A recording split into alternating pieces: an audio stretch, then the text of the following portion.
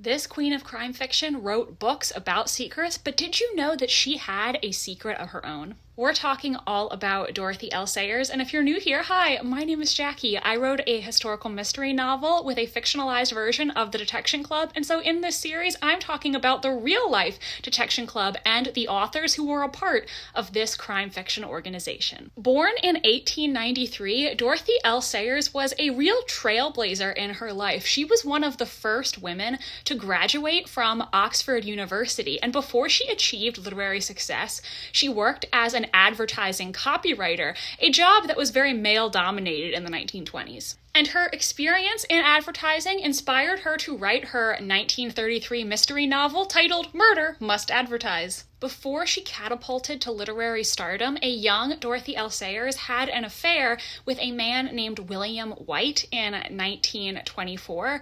It turned out that he was actually married to another person at the time that he was carrying on with Dorothy, and Dorothy was very surprised when she found herself pregnant by him. Being pregnant out of wedlock was not easy in the 1920s, but for Dorothy, it was even worse because she had been raised in a religious environment and taught that things like premarital sex and contraception were immoral. She gave birth to a son named John Anthony. This is a picture of him here as an adult, and she actually gave the baby to a cousin of hers to raise.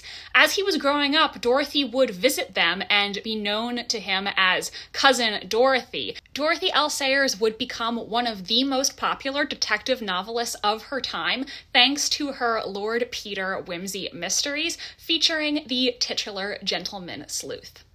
And when the Detection Club was founded in 1930, she was one of the founding members and even penned the club's very famous oath. Sayers would also marry this man here, Captain Mac Fleming, in 1926. And Dorothy did tell Mac that John Anthony was her son, and in fact, they even discussed potentially adopting him and bringing him to live with them. However, this would never happen.